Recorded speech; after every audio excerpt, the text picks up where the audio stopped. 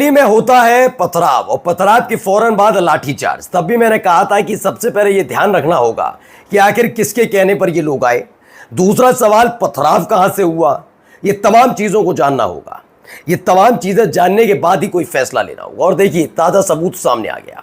वो बात अलग है कि मुख्यमंत्री योगी आदित्यनाथ को बहुत जल्दबाजी थी इस बात की कि कैसे भी करके बरेली वाले मसले पर एक ऐसा बयान दिया जाए जो उनके समर्थकों को दिल खोलकर पसंद आए। खैर, वो उसमें कामयाब रहे। उत्तर प्रदेश के हालात किसी की नजरों से इस वक्त छुपे हुए नहीं है। बरेली के अंदर जो हिंसा हुई और जिसके बाद वहां पर लोगों के ऊपर लाठीचार्ज की गई, वो तस्वीरें किसी से छुपी नहीं है। लेकिन अब एक बड़ी खबर ये सामने निकल के आ रही है कि आखिर बरेली के अंदर पत्थरबाजी किसने की। बरेली में पत्थर मारने वाला पकड़ा गया, कैमरे में कैद, सबूत मिला दोस्तों। उसके बाद से सवाल उठने लगे हैं कि जिस तरह से लीगल एक्शन योगी आदित्यनाथ जी की तरफ से लिया गया, जिस तरह की बयानबाजी सीएम योगी आदित्यनाथ जी की तरफ से कही गई, तो क्या सीएम योगी आदित्यनाथ अपने पद से इस्तीफा देंगे? आखिर वो कौन शख्स है जिसने पत्थरबाजी शुरू की थी? वीडियो सामने निकल कर आ चुका है, सबूत कैमरे में रिकॉर्ड हो चुका है। सीधे तौर पर पत्थर फेंकता हुआ वो शख्स नजर आ रहा है। हमारे साथ वरिष्ठ पत्रकार मौजूद है, प्राज्वल गौतम। आप उनकी इस रिपोर्ट को देखिए।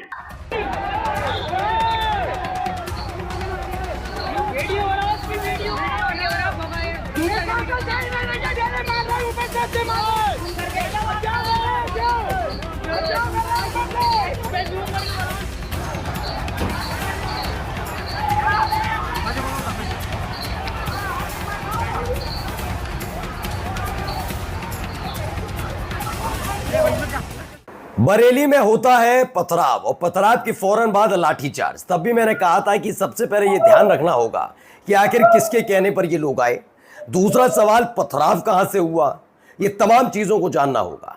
ये तमाम चीजें जानने के बाद ही कोई फैसला लेना होगा। और देखिए, ताजा सबूत सामने आ गया। वो बात अलग है कि मुख्यमंत्री योगी आदित्यनाथ को बहुत जल्दबाजी थी इस बात की कि कैसे भी करके बरेली वाले मसले पर एक ऐसा बयान दिया जाए जो उनके समर्थकों को दिल खोलकर पसंद आए।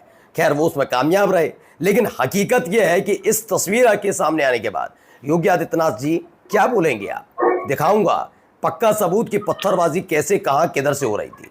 क्या वाकई जुमे की नमाज अता करने के बाद आइला मोहम्मद वाले मसले पर ज्ञापन देने जा रहे मुसलमानों ने वो पथराव किया था?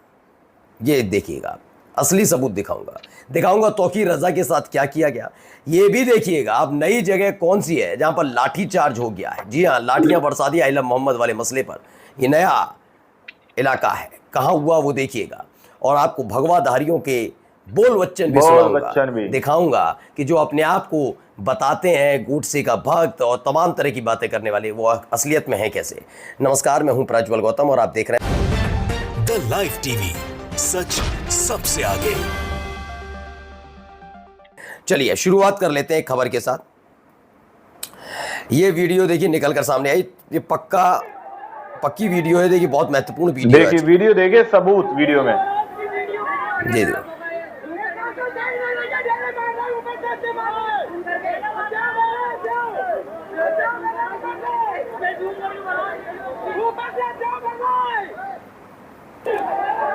अब आपने सुना, दरअसल अंसार इमरान एसार हैं। उन्होंने ये वीडियो ट्वीट किया और दावा किया कि बरेली में प्रशासन पूछ रहा था ना पथराव कहां से हुआ था। तो देख लो वीडियो, सबूत सामने और सत्ता में बैठे हुए नेताओं को भी दिखा दीजिए।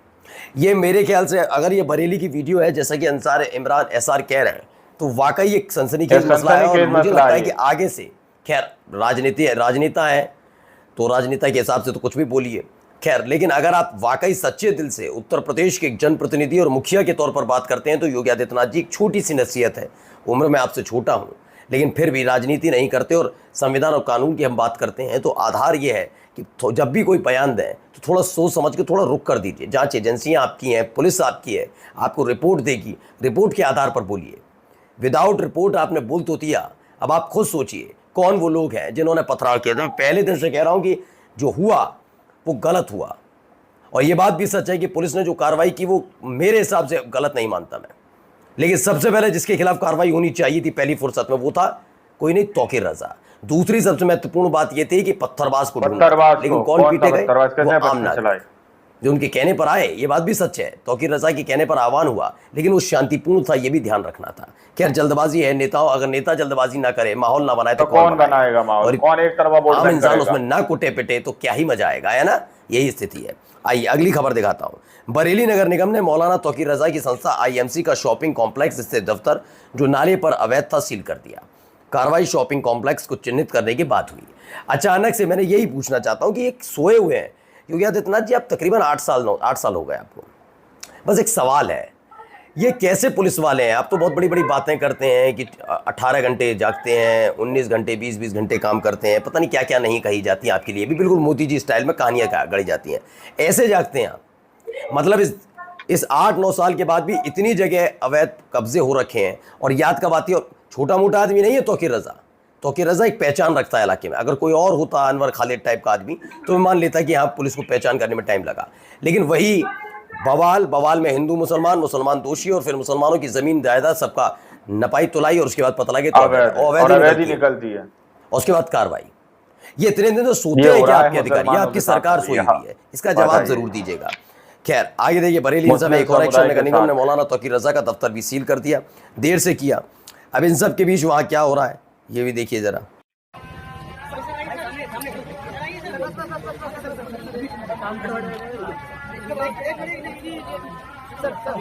अरे ये व्यापारी आपके धन्यवाद कर रहे हैं जो आपने रैली करी,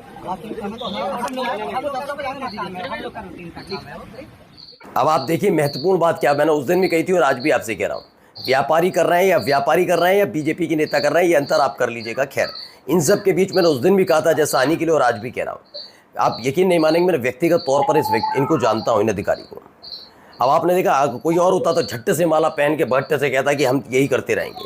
हमने तो देखा भी है कई अधिकारियों का इसीलिए प्रमोशन भी हो जाता बड़ी आसानी से। वो भावनाएं आहत ना करने का और शरीर का वो हिस्सा कटवाने का ऐलान कर देते हैं जिस पर रंग पड़ जाए और प्रमोशन पा लेते हैं। लेकिन अजय सानी, आप यकीन नहीं मानेंगे, अजय सानी के बारे में वहाँ के लोग आपको अच्छे तरीके से बता पाएंगे। अजय सानी उन लोगों में से नहीं है, उन अधिकारियों में से नहीं है।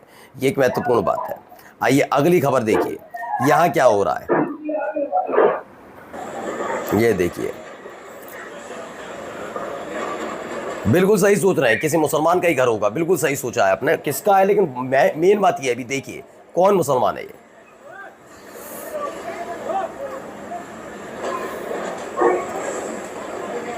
तो ओलंपियन गोल्ड मेडलिस्ट हैं और पद्मश्री अवार्ड सम्मानित हैं शाहिद खान के घर को बुलडोजर से गिरा दिया गया और ये एक महत्वपूर्ण काम किया गया। आइए अगली खबर भी देखिए, यहाँ क्या हो रहा है।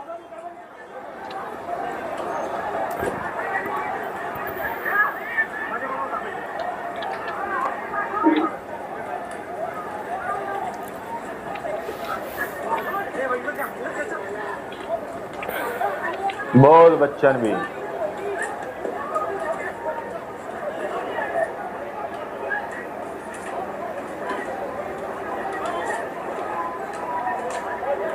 देखिए, अब हर जगह यही होना है, लाठी चार्ज ही होना है, लेकिन लाठी खाने वाले कौन लोग होंगे आप समझ सकते हैं। महाराष्ट्र के अहिल्या नगर की खबर है, नवदुर्गा मूर्ति के सामने जमीन पर रंगोली से आइला मोहम्मद लिखकर धार्मिक भावनाएं आहत हुई। देखिए मुस्लिम समुदाय ने विरोध प्रदर्शन किया जिससे धार्मिक भावनाएं आहत हो गई। पुलिस ने लाठीचार्ज किया और उस मामले में 30 लोगों को हिरासत में ले लिया गया। तो ये काम भी वहां पर किया गया। अब बताइए, आप नवदुर्गा मूर्ति के सामने रंगोली से आइला मोहम्मद क्यों लिख रहे हैं? ये क्या मसला आपका? एक वो आए हैं गिरिराज सिंह जो गलती से कर देते और उन्होंने तुरंत ट्वीट को हटा कर भागना पड़ता है, आइला मोहम्मद लिख देते हैं। अब बताइए ये करने की ज़रूरत क्या? आप फिर कहते हैं कि नवदुर्गा के दौरान ये माहौल ख़राब करते हैं, ये माहौल ख़राब करने वाले हैं, ये दुस्साहस करोगे तो हम डेंटिंग पेंटिंग कर देंगे और ये कर देंगे। अब आप बताइए कौन कर रहा है बदतमीज़ी? ये बदतमीज़ी करने की ज़रूरत क्या थी? जैसा कि इनका दावा है। यहाँ पर भी देखिए नवरात्रि के मौके पर भक्तों का जो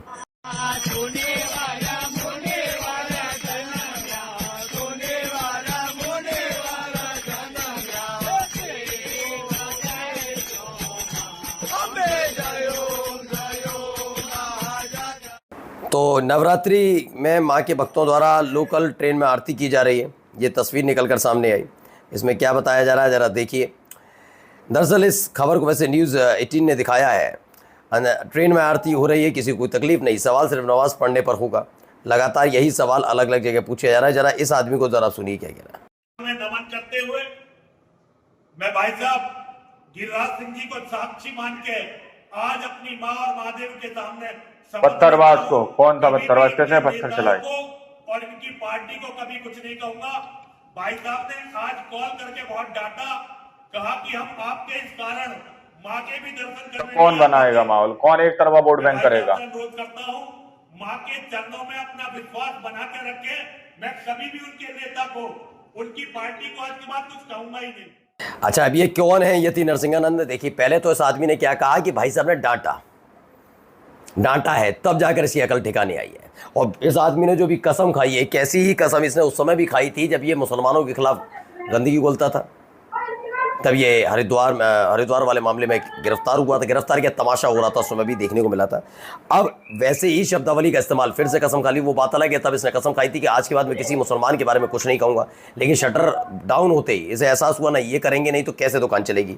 तो ये आदमी आ गया। तो कितना बीजेपी के नेता इस आदमी भरोसा करे, वो बात अलग है। अलीगढ़ से खबर है, अलीगढ़ का थाना रोरावर है, वहाँ पर अलीगढ़ में टीवीएस शोरूम के मालिक अभिषेक गुप्ता की हत्या में पुलिस ने महामंडलेश्वर अन्नपूर्णा भारती के पति अशोक पांडे को आज जेल भेज दिया। हत्या करने वाले दोनों शूटरों की तलाश जारी है। मृतक की फैमिली का आरोपी रुपयों के विवाद में पति पत्नी ने अभिषेक को मरवाया। हालांकि अशोक पांडे इन आरोपों को झूठा बता रहा है।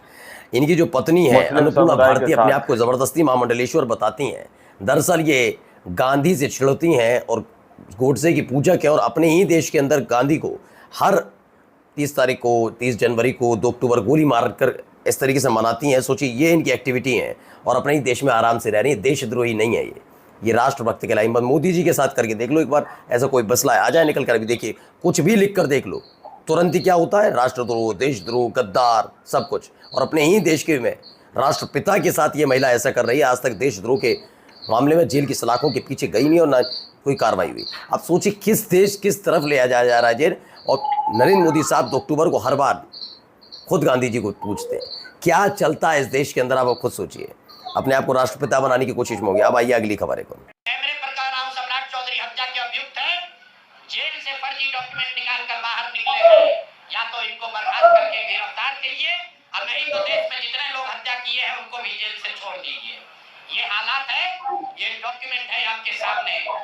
ये सम्राट चौधरी का इलेक्शन एफिडेविट है, जिसमें 2020 में उन्होंने अपने आप को 51 साल का बताया। तो ये आवाज़ जो अभी आप सुन रहे थे, दरअसल ये आवाज़ किसी और की नहीं, प्रशांत किशोर की है। बिहार का उप मुख्यमंत्री सम्राट चौधरी का हत्या का अभियुक्त है। बिहार का उप मुख्यमंत्री सम्राट चौधरी हत्या का अभियुक्त है। फर्जी डॉक्यूमेंट लगाकर जेल से बाहर आया हुआ है। सबूतों के साथ बड़ा खुलासा कर दिया प्रशांत किशोर ने। और एक ये बयान शायद आपने सुना ही होगा। देश की इतनी पुरानी डेमोक्रेटिक लेगेसी में शायद ही कोई प्रधानमंत्री होगा जो पार्टी की बैठक में डायस पर से उठकर फ्रेश होने के लिए भी नहीं जाता होगा। 3 दिन की कार्यकारिणी है तो 3 दिन पूरा वो मंच पर आपको सजग अवस्था में पूरी कार्यवाही में ध्यान देते हुए दिखाई। ये बहुत बड़ा कुर्बानी है, बलिदान है। इस बलिदान को आने वाली पीढ़ियां नहीं भूलेंगी। यकीन मानकर चलिए, नरेंद्र मोदी साहब का बलिदान है। अब तक तो चलता था 24 घंटे 48 घंटे जागते हैं, फिर वो कि पैसा बचाने के लिए एयरपोर्ट पर ही नहा धो लेते हैं। तमाम चीज़ें हो गई। अब नया चीज़ निकली है। नई चीज़ की अपनी ही पार्टी की राष्ट्रीय कार्यकारिणी की 3 दिन की बैठक में वो 1 नंबर 2 नंबर करने के लिए नहीं उठते। तो ये बलिदान कभी नहीं भूलेगी आने वाली पीढ़ी। और इनको भी ज़रा सुनी लीजिए। भारत के बारे में लोगों की धारणा बदली है। भारत को लोग अब शक की निगाहों से नहीं, सम्मान की निगाहों से देख रहे हैं। भारत जो आज से 11 वर्ष पहले देश की 11वीं अर्थव्यवस्था था, 4थी अर्थव्यवस्था बन चुका है। भारत आज हर एक क्षेत्र में कुछ नया विकास के मॉडल देने में सफल हुआ है। हर एक क्षेत्र में भारत ने कुछ प्रगति की है। और उसी तर्ज पर हम लोगों ने उत्तर प्रदेश में पिछले 8.5 वर्ष के मसला है वो आप सबके सामने है। 8 वर्ष पहले यह उत्तर प्रदेश बीमारू राज्य था। दंगे होते थे, गुंडागिर्दी चरम पर थी, बेटी व्यापारी कोई सुरक्षित नहीं था, विकास की कोई सोच नहीं थी, हर जगह असुरक्षित और संशय का सा माहौल था। प्रदेश के हर नागरिक के सामने पहचान का संकट था। आज ऐसा नहीं है। आज हमारा उत्तर प्रदेश अब 7वीं नहीं बल्कि देश की दूसरी अर्थव्यवस्था है। आज हमारा उत्तर प्रदेश जो 8 वर्ष पहले जिसकी कुल जीएसडीपी बदतरवाज को कौन था बदतरवाज, कैसे 12,75,000 करोड़ थी, वह इस वित्तीय वर्ष में 35 लाख करोड़ होने जा रही है। अब आप सोचिए कि आप माने ना माने, आप 1,20,000 कौन व्यक्ति आय वाले प्रदेश में रह रहे हैं, हुआ ना खुलासा। यानी गरीब तो कोई बचा ही नहीं उत्तर प्रदेश के अंदर। वाह वाह बाबा जी वाह, नमस्कार। दोस्तों, आप लोगों ने इस वीडियो को शुरू से आखिर तक देखा। वीडियो के अंदर साफ तौर पर देखा जा सकता है कि किस तरह से दावा किया जा रहा है कि एक शख्स छत पर खड़े होकर पत्थर फेंकता हुआ नजर आ रहा है, जो कि एक शांतिपूर्वक तरीके से जो है वो लोग वहां पर प्रोटेस्ट कर रहे थे या फिर ज्ञापन देने जा रहे थे आइला मोहम्मद विवाद के मामले में दोस्तों। लेकिन ऊपर से एक शख्स अचानक से उनके ऊपर बदतरबाजी करने लगता है और वो शख्स वहां पर कहते हैं कि देखो ऊपर से ये शख्स अद्दे फेंकता हुआ नजर आ रहा है, इसकी वीडियो रिकॉर्ड करो, जूम करके इसका चेहरा रिकॉर्ड करो। ये बात वो लोग कहते हुए नजर आते हैं दोस्तों। लेकिन जब ये तस्वीर, ये वीडियो सामने निकल कर आई तो दावा किया जा रहा है कि ये बरेली का है। जिस तरह से वीडियो के अंदर प्राज्वल गौतम ने भी बताया कि अगर ये बरेली का मामला दोस्तों तो ये एक बहुत बड़ा सनसनीखेज खुलासा है। और उसके बाद सीएम योगी आदित्यनाथ आखिर क्या जो है सीधे तौर पर जिस तरह से उन्होंने एक्शन लिया, जिस तरह से जो है लोगों की जमीनों पर बिल्डोजर चला दिया, क्या उसके बाद अब ये वीडियो सामने निकलने के बाद सीएम योगी आदित्यनाथ किसी तरह का लीगल एक्शन लेंगे? क्या सीएम योगी आदित्यनाथ अपने पद से इस्तीफा देंगे? ये सवाल वो है दोस्तों जो जनता पूछती हुई नजर आ रही है। अब आप लोगों ने इस रिपोर्ट को देखा सुना, आप लोग इस रिपोर्ट के बारे में क्या सोचते हैं, क्या समझते हैं? अपनी राय कमेंट सेक्शन में जरूर दीजिएगा। इस अगली वीडियो में, जब तक के लिए जय हिंद जय भारत।